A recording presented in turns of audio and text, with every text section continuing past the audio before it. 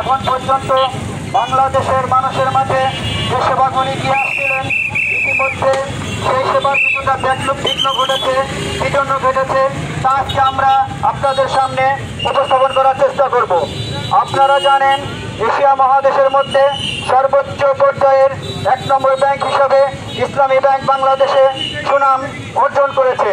এমনকি সারা বিশ্বের যে কয়েকটি ইসলামী ব্যাংক, যে কয়েকটি সুনামধন্য ব্যাংক, প্রথম সারির ব্যাংক, সেই ব্যাংকের মধ্যে ইসলামী ব্যাংক বাংলাদেশ থেকে 1 নম্বরে বা তাদের মধ্যে প্রথম সারির মধ্যে ইসলামী ব্যাংক ছিল। কিন্তু ইসলামী ব্যাংকের অনিয়ম দুর্নীতি করেছে আপনারা জানেন এস আলম গ্রুপ। বিগত স্বৈর শাসকের মাধ্যমে এস আলম গ্রুপ তাদের অনিয়ম দুর্নীতির মাধ্যমে, তাদের অবৈধ লোক নিয়োগের মাধ্যমে ইসলামী ব্যাংকের সুনাম ক্ষুণ্ণ করেছে। যে কারণে আপনারা দেখেছেন, পূর্বে ইসলামী ব্যাংকে গেলে জনসাধারণের যে সুন্দর সেবা ছিল, সেই সেবা থেকে জনগণ বঞ্চিত হয়েছে, তারা বঞ্চিত করেছে।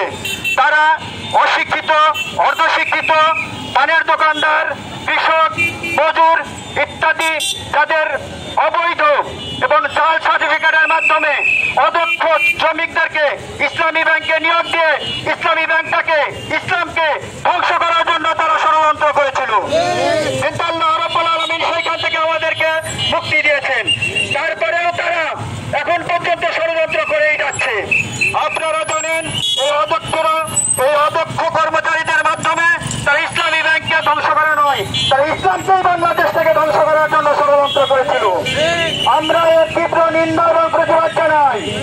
আমরা অবিলম্বে বলতে চাই, এই সমস্ত অদক্ষ, অযোগ্য, দুর্নীতিগ্রস্ত, অবৈধ সার্টিফিকেটের মাধ্যমে যারা চাকরি নিয়েছেন, তাদের সকলকে আইনের আওতায় আনতে হবে।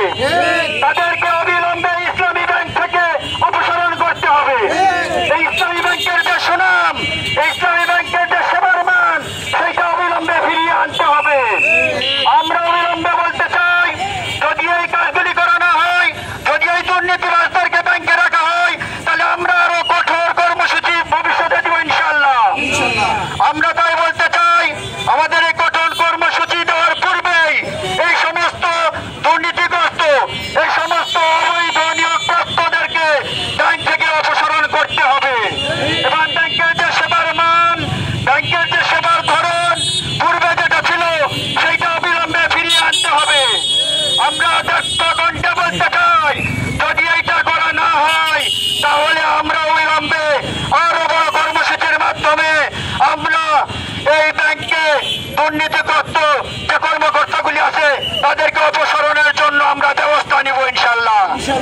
যদি আপনারা খুব সহজেই সুন্দরভাবে এইটার ব্যবস্থা না করেন, তাহলে যদি অদ্ভুতপূর্ণ পরিস্থিতির সৃষ্টি হয়, তাহলে আমরা এর জন্য দায়িত্ব যারা কর্মকর্তা আছেন, ঊর্ধ্বতন কর্মকর্তারা আছেন, তাদেরকেই নিতে হবে।